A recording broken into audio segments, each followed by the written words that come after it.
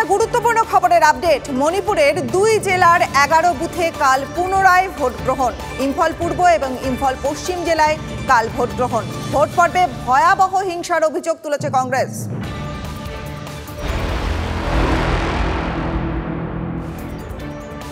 তীব্র তাপপ্রবাহে জ্বলছে বাংলা। 45 ডিগ্রি পার করে ফেলেছে পানাগড়ের তাপমাত্রা। ভাবতে পারছেন, কলকাতার কাছে দমদমেও 42 ডিগ্রি গরম। আমাদের প্রতিনিধি সোমা রয়েছে আমাদের সঙ্গে।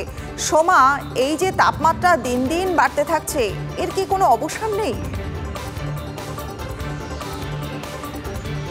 হ্যাঁ দেখো, আলিপুর আবহাওয়া দপ্তর থেকে যেটা জানানো হয়েছে যে আগামী বুধবার পর্যন্ত দক্ষিণবঙ্গের জেলাগুলোতে তাপপ্রবাহ চলবে এবং পশ্চিমাঞ্চলে জেলা যেগুলো রয়েছে সেখানেও কিন্তু লাল সতর্কতা জারি করা হয়েছে।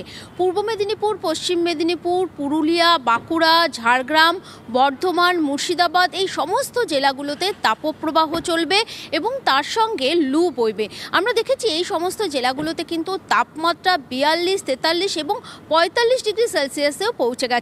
এরকম অস্বস্তিকর আবহাওয়া কিন্তু আগামী বুধবার পর্যন্ত থাকবে এবং পাশাপাশি যেটা জানানো হয়েছে কলকাতার তাপমাত্রাও কিন্তু 40 ডিগ্রির কাছাকাছি থাকবে।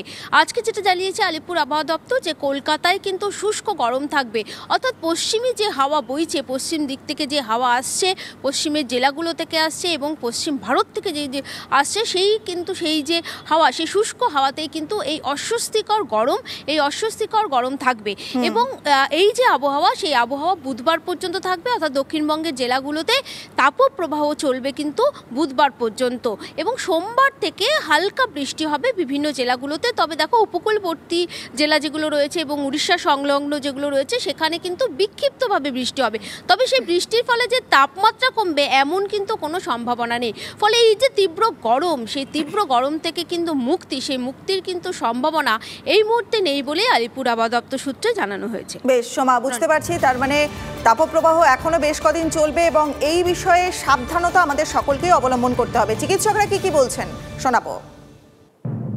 যেটা হচ্ছে 1 নম্বর হচ্ছে বাচ্চাকে প্রচুর পরিমাণে জল খাওয়াবেন, ফলের রস খাওয়াবেন, আর দুপুরবেলা গরমের মধ্যে বাচ্চাকে বাড়ির থেকে বের করবেন না, বিশেষ করে 12টা থেকে 3টে 4টে পর্যন্ত।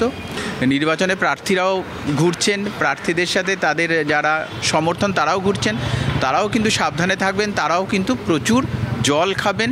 আমরা তো বাইরের আবহাওয়াটাকে পরিবর্তিত করতে পারবো না, তাহলে সতর্ক আমাদেরই হতে হবে। আমাদের জল খাওয়ার পরিধিটা বাড়াতে হবে।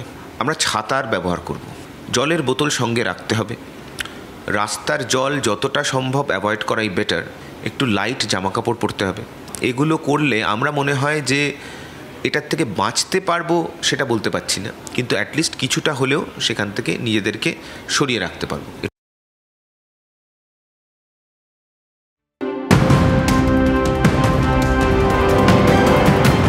আর আজকের একটা বড় খবর, ভোটের মুখে নাশকতার ছক বানচাল। গ্রেপ্তার 2 PLFI নেতা। ঝাড়খণ্ডে গ্রেপ্তার মাওবাদী সংগঠনের PLFI এর 2 সদস্য। প্রচুর অস্ত্র, নগদ টাকা এবং মোবাইল বাজেয়াপ্ত ধৃতদের কাছ থেকে।